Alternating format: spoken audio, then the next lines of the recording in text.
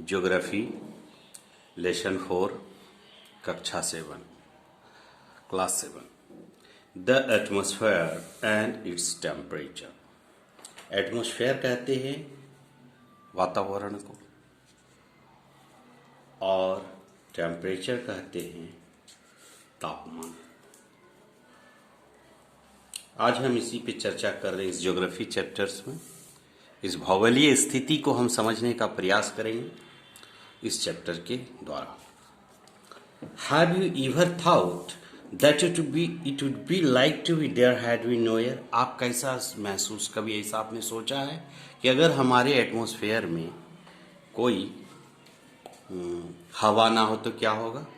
If there had been no air, नहीं होगा तो the earth would have been like other planets, तो हमारी पृथ्वी भी दूसरे प्लेनेट के जैसी हो जाएगी, जैसे जिसमें कोई जीवन नहीं होगा। जैसे अभी तक पता चला कि अगर पृथ्वी पे हवा ना हो तो यहाँ जीवन नहीं होगा, तो हम लोग भी दूसरे प्लेनेट के ही जैसे हो जाएंगे। इन दिस चैप्टर, इस अध्याय में वी शैल स्टडी, हम पढ़ेंगे atmosphere and various weather phenomenon taking place in the atmosphere. क्या क्या घटनाएं होती है, अलग अलग तरह की बातें, इस एटमॉस्फेयर से रिलेटेड जानकारी को हम ग्रहण करेंगे इस चैप्टर। आइए पहले देखते हैं what is atmosphere. The earth is a unique planet. हम जानते हैं अर्थ एक थोड़ा सबसे अलग हटके है, एक अलग तरह का ग्रह है। Its capacity to support life makes it different from all other. इसकी कैपेसिटी जो है, इसी को आप जूम भी कर सकते हैं, जैसे ऐसे थोड़ा अगर वहीं से रख के करो, शटा नहीं जरूरत। तो unique, the earth is surrounded by an envelope. क्या देखते हैं कि दूसरे प्लेनेट से हमारा प्लेनेट अलग है, क्योंकि हमारे प्लेनेट पे जीवन है। The earth is surrounded by an envelope of air which is called the atmosphere. जिसको हम लोग वातावरण कहते हैं, जो एक इन्वेलप है, लिफाफा है, जिससे हमारी पृथ्वी चारों तरफ से ढकी हुई है, जिसको आप एटमॉस्फेयर कह सकते हैं। यानी चारों तरफ लिफाफे के रूप में, इन्वेलप के रूप में हमारे पास एयर नाम की कोई वस्तु है। कोई वस्तु क्या, अच्छी तरह से आप समझ रहे हैं कैसी वस्तु है, इसके बिना जीवन संभव नहीं है। The atmosphere extended to about 1000 kilometre from the surface. Earth से लगभग 1000 किलोमीटर ऊपर तक ये एटमॉस्फेयर एक्सटेंडेड है। But 99% of the total mass of the atmosphere, लेकिन इस पूरे एटमॉस्फेयर के 99% हिस्से जो है विथिन 32 किलोमीटर के ही अंदर है। इसीलिए तो हम लोग थोड़ा सा ऊपर जा रही हैं, इवन हिमालय पहाड़ पे जाते हैं तो वहाँ सांस लेने में दिक्कत होने लगती है, और बहुत ऊपर चले जाएंगे क्या हाल हो, क्योंकि 1% एयर हमारे स्वास्थ्य के लिए हानिकारक है, हम लोग उतने सांस में जीवित नहीं रह सकते। The atmosphere is held to the earth by the force of gravity and its makeup a mixture of gas molecules. तो एटमॉस्फेयर जो है हमारी पृथ्वी की गुरुत्वाकर्षण शक्ति के कारण इसकी ओर खींची हुई है गैस मॉलिक्यूल्स के रूप में, मतलब ये ऑक्सीजन गैस के रूप में, नाइट्रोजन भी गैस के रूप में, सारी चीज गैस मॉलिक्यूल्स के रूप में हमारे पास अवेलेबल। ये molecules is the smallest particle of a substance free state. Gas molecules move randomly in all direction. Gas particle देखते हैं चारों तरफ इस मूवमेंट में घूमते रहती है। यूजफुलनेस ऑफ द एटमॉस्फेयर क्या है? Atmosphere is very useful to living beings of the earth. बिना हवा का हम लोगों का जीवन संभव नहीं होगा। वास्तव में atmosphere is one of the necessary components of the biosphere. Biosphere जिसमें जीवन होने की संभावना होती है, तो हवा उसमें से एक महत्वपूर्ण घटक है, और without air life would not have been possible in our planet. इसके बिना जीवन संभव नहीं है इस प्लेनेट में। The atmosphere act as a shield around the earth, process the earth from cosmic rays. ये हवा ही कॉस्मिक रे के प्रभाव से भी बचाती है। अगर ऑक्सीजन O3 लेयर आपको मालूम होगा आसमान में ऐसे लगे हुए हैं, अगर नहीं होगा तो क्या होगा कि बहुत सारे अल्ट्रावायलेट रेज डायरेक्ट अर्थ पे आएंगे और हमें स्किन डिजीज होने के खतरे हो सकते हैं। It also barrier protects from the metals which can cause the damage of the metals वगैरह भी होते, उल्का पिंड वगैरह। अगर हवा नहीं होगा एटमॉस्फेयर में तो वो डायरेक्टली आके इससे टकराते रहेंगे।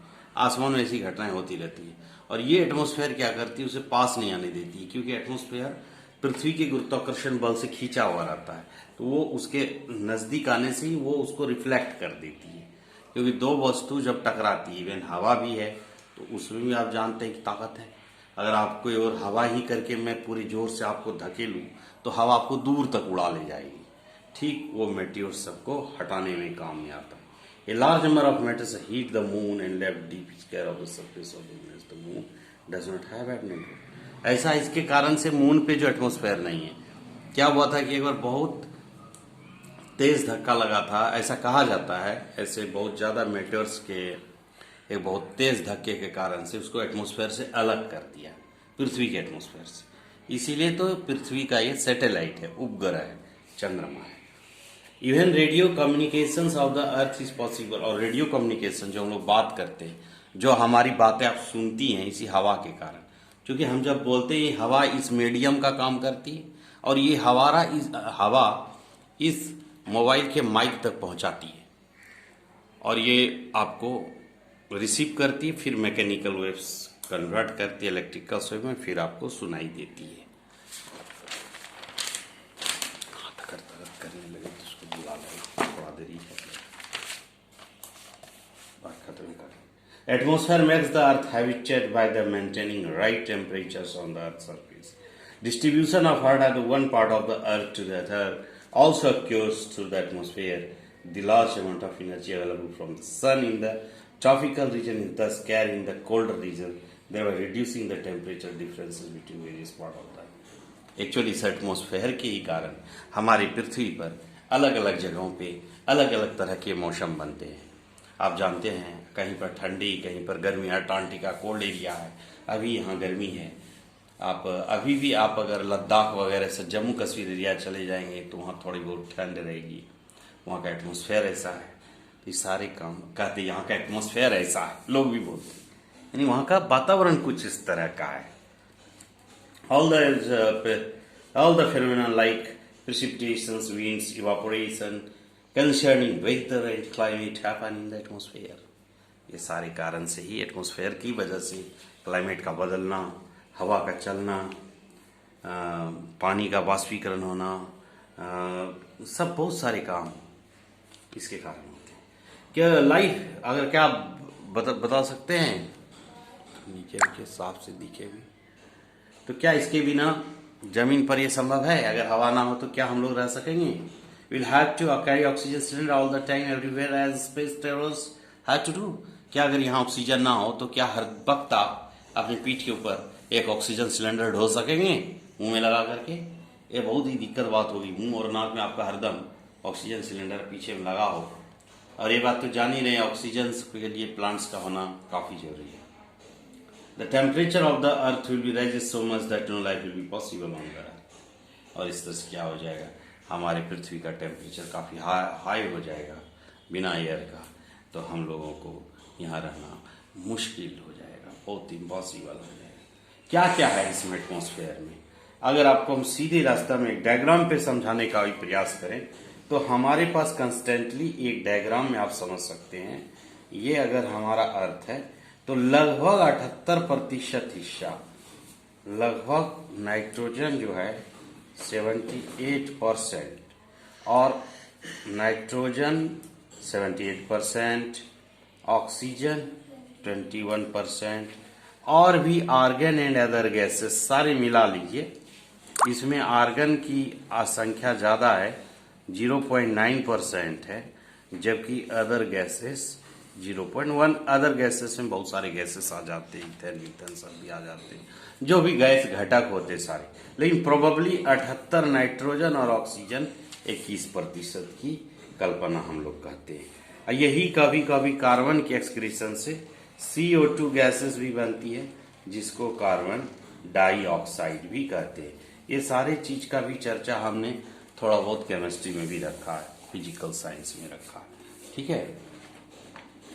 Layers of the atmosphere, atmosphere के लेयर्स पे चलते, इसीलिए हम इसमें ज्यादा कंसंट्रेट नहीं किए, because you know about the composition of air. यहाँ पर कार्बन डाइऑक्साइड है, अदर गैसेस कार्बन डाइऑक्साइड भी समझ सकते हैं। बहुत लोग बहुत कुछ जलाता है,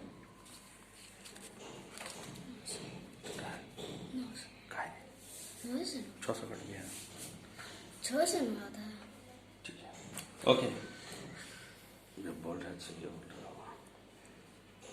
They had billions of tons of oxide dioxide into the atmosphere each of the chill. The increased volume of carbon dioxide affect the earth weather and climate. Next, atmosphere or the earth can be divided in 4 major layer. 4 major layer की अभी मैं बात करूंगा कि ये पृथ्वी 4 मुख्य layer से ढकी हुई है। यहां पर बहुत ध्यान देना। आपको अगर हाथ दुख रहा है तो आ जाओ, तुम पकड़ो। 10 मिनट हो गया, ऐसे पकड़ो। इसका मैं फिर आपको कंप्रेस करके वीडियो को आपको भेज दूंगा। ताकि तारे दे दीजिए, इनको दीजिए। आप जाइए उधर, हटिए, आइए आप, अब जाइए, आप घरे चले जाइए, आप आइए इधर, ठीक से रखिए पेज पे। यहाँ पर ध्यान दीजिए। पहला हिस्सा ट्रोपोस्फेयर, दूसरा स्ट्रेटोस्फेयर, तीसरा मेसोस्फेयर और चौथा एटमॉस्फेयर। आज मैं इसको थोड़ा सा आपको एक छोटे डायग्राम पे भी समझाने का प्रयास करेंगे, आपको समझ में आ जाए। कॉपी लीजिए।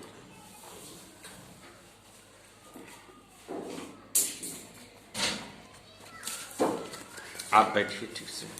आज क्या आपका जो है टीचर्स डे पे क्या स्पेशल है? आ रहा, दिख रहा है? ये देखिए, मान लेते हैं कि ये हमारा पृथ्वी का गोला है, ये अर्थ है, एक ओवल साइज शेप में, ऑरेंज बोलते सब तरह के आकार के। 2 गो इसके सेंटर्स होते हैं। सेंटर एक ही होते हैं बट 2 गो इसके डायरेक्शंस होते हैं। जो थोड़ा सा लंबा वाला हिस्सा होता है एपी, जो इसका एक तो पोल कहलाता है, एक इक्वेटर कहलाता है। जो छोटा हिस्सा पोल, बड़ा हिस्सा इक्वेटर। तो ये पूरे राउंड तो होते नहीं ना, ये थोड़े से इस तरह के होते हैं। ये कुछ ऐसे शेप के होते हैं, ठीक है, इस शेप के होते हैं। कहीं से थोड़ा बीच से बड़ा दिखता है, ठीक है। इसके 4 लेयर को आप ऐसे समझिए। ये एक लेयर, ये एक लेयर, ये एक लेयर, 1 2 3 और एक ये चौथा लेयर। ऐसा ये एटमॉस्फेरिक लेयर है। ये जो देख रहे हैं आप, ये सब देख रहे हैं ना, ये सब एटमॉस्फेरिक लेयर है। एटमॉस्फेरिक लेयर है, एटमॉस्फेरिक लेयर। ये 4 तरह के होते हैं। पहले हैं आपके ट्रोपोस्फेयर। पहले क्या है आपके पास? Troposphere, TROPOSPHERE, troposphere. The troposphere is the lowest and the densest layer of the atmosphere. It extended up to height of 16 kilometre over the equator. Equator से 16 किलोमीटर, 16 किलोमीटर। इसकी दूरी कितनी? 16 किलोमीटर दूर है हमारे पृथ्वी के troposphere. Over the equator about 8 kilometre over the pole, और पोल से 8 किलोमीटर। ध्यान दीजिए, ये है हमारा पोल, ये छोटा है, ये 8 किलोमीटर तक ऊपर, और इक्वेटर 16 किलोमीटर है, ठीक है। थोड़ा एक स्पष्ट डायग्राम पे भी आप समझ सके। व्हाइट पेज है, व्हाइट पेज वाला पेज, व्हाइट पेज दीजिए। थोड़ा डिटेल से बताते हैं, आपको जल्दी समझ में आ जाए। तो वैसे ही है, देखिए, ये है हमारी अर्थ। ये थोड़ा सही बना है, थोड़ा सा डायग्राम अप्रॉक्सीमेटली सही है। ये है इक्वेटर, इसको क्या कहते हैं? इक्वेटर, बड़ा। और ये क्या कहते हैं? पोल, इसको क्या कहते हैं? ये हमारी पृथ्वी है। पृथ्वी का एक जस्ट एक फेशियल डायग्राम लेते, यू अंडरस्टैंड? इक्वेटर है, और ये इक्वेटर के जो छोटे वाले हिस्से हैं, इसको हम लोग कहते हैं माइनर एक्सिस। क्या कहते हैं इसको? और ये जो बड़े वाले को कहते हैं मेजर एक्सिस, बड़ा एक्सिस। ध्यान दीजिए, ये ट्रोपोस्फेयर ऊपर पे सिर्फ 8 किलोमीटर तकरीबन, अगर हम यहां तक माने, ये लेकिन थोड़ा बड़ा, ये दुगुना हो रहा है, और ये फिर छोटा हो रहा है। देख रहे हैं, इस डायग्राम में भी हम समझने का प्रयास किए। देखिए है, ये पहला लेयर पोल वाला कितना है, पोल वाला 8 किलोमीटर है। याद रखिएगा ये सब चीज, ट्रोपोस्फेयर है। यहाँ पे आप ही लोग भी इसी के रेंज के अंदर है ना। ट्रोपोस्फेयर पोल से ऊपर 8 किलोमीटर तक और इक्वेटर पर 16 किलोमीटर, यानी ये बड़ा है रेंज, ये देख रहे हैं, ये 16 किलोमीटर है और ये 8 किलोमीटर है। अच्छा डायग्राम समझ में आ रहा है? कलरफुल कर देंगे ऐसा ज्योग्राफी की आपको समझ में अच्छी तरह आ जाए। मेरे द्वारा पढ़ाया गया ज्योग्राफी वगैरह जो भी सब्जेक्ट है A to Z. Over the equator is about 8 km over the poles. The average height of this layer is taken as about 12 km और एवरेज, एवरेज सब चीज का एवरेज लिया जाता है, तो एवरेज इसका कितना लिया, 12 किलोमीटर। आपको याद होगा मैथमेटिक्स में भी खूब एवरेज निकालते हैं आप लोग। ये दोनों को जोड़ के 2 से भाग देते होंगे, 8 + 16 बटे 2, तो 12 किलोमीटर आपका हो गया एवरेज। कॉमन सेंस, 16 8 24 बटे 2 12 किलोमीटर। एवरेज इसी तरह लेते हैं। Nearly 3/4 of the total mass of the earth is contained in this layer, and almost all dust particle and water vapors are contained in it. सब कुछ इसी में रहता है, सब डस्ट पार्टिकल, एटमॉस्फेरिक प्रॉब्लम्स और thus will all weather phenomena occur in this very layer. The temperature in this layer falls with the increasing height. ये कारण से सारे फंक्शन होते हैं यहाँ। स्ट्रेटोस्फेयर ये पहला था हिस्सा हमारा, दूसरा क्या है हमारा, STRATOSPHERE,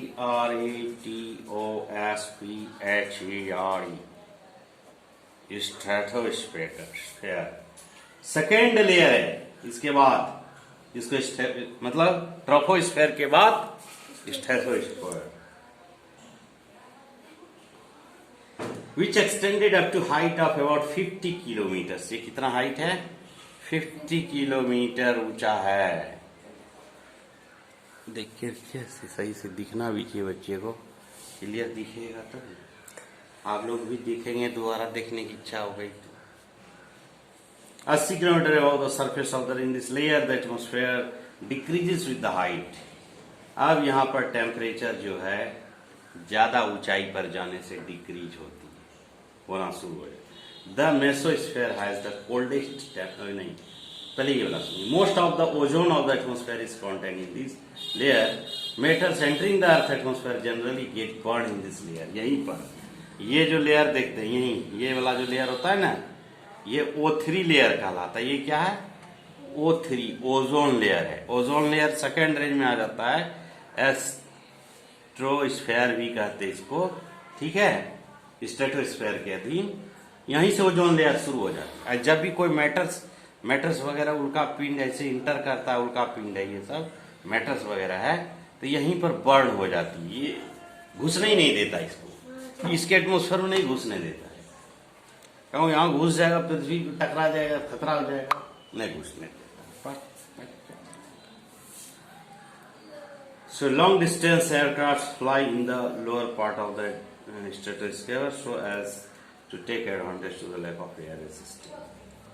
ज्यादा दूर वाला जाने वाला एयरक्राफ्ट, जो मिसाइल्स या कोई दूसरे ग्रह पे जाता है, या जो हमारे स्टेशन वो वहीं पर रहता है, वो वहीं, इसीलिए वहां पर हवा बिल्कुल नहीं होती। ये लोग सब लोग हवा लेके जाते हैं, ऑक्सीजन का सब वहाँ खाने पीने का रहता है, जीरो ग्रेविटी पे। यानी आपको कभी पूछा जाए कि हमारे स्पेस स्टेशन वाले लोग जो यहाँ जाते हैं एयरक्राफ्ट, कहाँ रहते हैं, वहीं पर रहते हैं, इसी के स्ट्रेटोस्फेयर, मतलब इसके लेयर शुरू होने के पहले ही चक्कर काटते रहते हैं, और यहीं से ये सारे प्लेनेट को चेक करते हैं कौन क्या काम कर रहा है। इसके बाद तीसरा नंबर आता है mesosphere. It lies above the mesosphere. It divided into 2 part में बटा है, ionosphere, exosphere. It lies above the stratosphere and extended above, ये लगभग 80 किलोमीटर तक एक्सटेंड किया,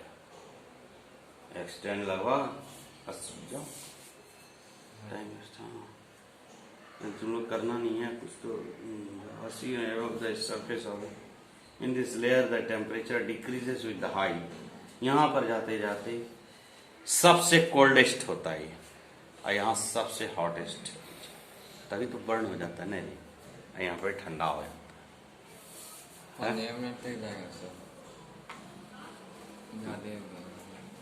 कौन ना आप पूरा जाता थर्मोस्फेयर। अब एको घंटा का दे दिया ना हमको, अप्रूवल दिया, वो लोग क्वालिटी देखा ना कि बढ़िया टॉपिक रिलेटेड टू स्टडी है तो हमको दिया हो। आयनोस्फेयर तभी मैं इंटरेस्टेड कर रहा हूँ। Ionosphere this layer reflects the radio. बैठो ये दो भाग में बटा है। थर्मोस्फेयर कितने भाग में बटा है? दो भाग में। पहला है आयनो और दूसरा है एक्सोस्फेयर।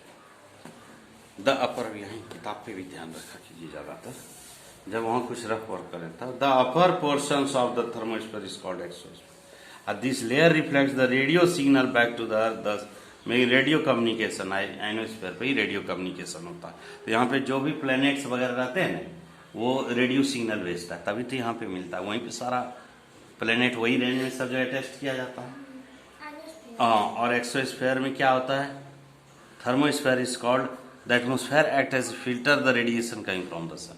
और सूर्य से जो खतरनाक रेज आते हैं उसको फिल्टर करती, छान देती। हाँ, various gases allow the radiation of the sun. Each of the earth's surface is limited amounts. Weather and climate. अगला कॉन्सेप्ट क्या हमारा? Weather and climate. As studied earlier, all the weather phenomena take place in the atmosphere. Now in the chapter we shall study about weather and climate. Weather is an ever changing element of our life. और जबकि climate क्या है? हम एक छोटा सा difference से भी आप समझ सकते हैं। वेदर और क्लाइमेट क्या है? वेदर हम इधर ध्यान देते हैं और क्लाइमेट इधर देखते हैं। क्लाइमेट चेंज हो गया, कोई बोलता है it's refer to short run atmospheric condition that exist for a given time in specific area. ये शॉर्ट रन एटमोस्फेरिक